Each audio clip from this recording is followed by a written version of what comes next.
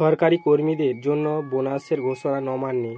মহালয়ার আগেই অ্যাকাউন্টে ঢুকবে 6,800 টাকা। কারা পাবেন এই 6,800 টাকা তা জানতে হলে আমার পুরো ভিডিওটি দেখুন এবং আমার পাশে থাকার জন্য লাইক, সাবস্ক্রাইব ও পাশের বেল আইকনটি প্রেস করুন।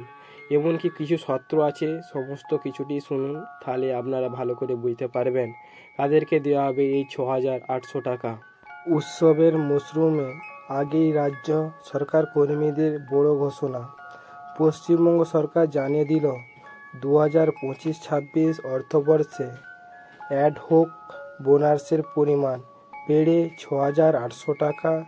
নবান্নে বিজ্ঞপ্তি অনুযায়ী এই টাকা সেপ্টেম্বর মাসের মাঝামাঝি এই টাকা অ্যাকাউন্টে ঢুকে যাবে। উৎসবের মরশুমের আগে রাজ্য সরকার কর্মীদের জন্য বড় ঘোষণা। পশ্চিমবঙ্গ সরকার জানিয়ে দিল 2025-26 অর্থবর্ষে অ্যাডহক বোনাসের পরিমাণ বেড়ে হয়েছে 6,800 টাকা। কারা পাবে তা জানতে হলে আমার পুরো ভিডিওটি দেখুন। নবান্নে বিজ্ঞপ্তি অনুযায়ী এই টাকা সেপ্টেম্বর মাসের মাঝামাঝি থেকে কর্মীদের হাতে পৌঁছে যাবে। যোগ্যতা আর কিছু শর্ত নির্ধারণ করেছেন সরকার। অন্তত 6 মাস ধারাবাহিকভাবে চাকরিতে থাকা আবশ্যক। যারা পুরো বছর কাজ করেননি তাদের বোনাস প্ল্যান ভিত্তি দেওয়া হবে, মানে তারা কতদিন আগের বছরে কতদিন ছুটি নিয়েছে তার ভিত্তিতে পয়সা দেওয়া হবে। দৈনিক মজুরি বা চুক্তিভিত্তিক কর্মীরাও বাদ থাকবেন না। যদি বছরে অন্তত 120 দিন কাজ করে থাকেন তবে তারা উৎসবের বোনাসের টাকা পাবেন।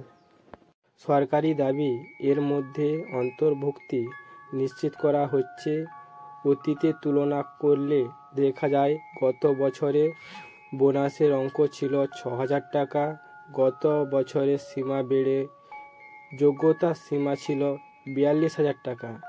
অর্থাৎ চলিত বছরে বোনাস বেড়েছে 800 টাকা এবং বেতন সীমা বেড়েছে 2,000 টাকা। সরকারি কর্মীদের জন্য বোনাসের ঘোষণা নবান্নে। মহালয়ার আগেই অ্যাকাউন্টে ঢুকবে 6,800 টাকা। কারা পাবেন এই 6,800 টাকা তা জানতে হলে আমার পুরো ভিডিওটি দেখুন এবং আমার পাশে থাকার জন্য লাইক, সাবস্ক্রাইব ও পাশের বেল আইকনটি প্রেস করুন। এমনকি কিছু শর্ত আছে, সমস্ত কিছুটি শুনুন, তাহলে আপনারা ভালো করে বুঝতে পারবেন তাদেরকে দেওয়া হবে এই 6,800 টাকা।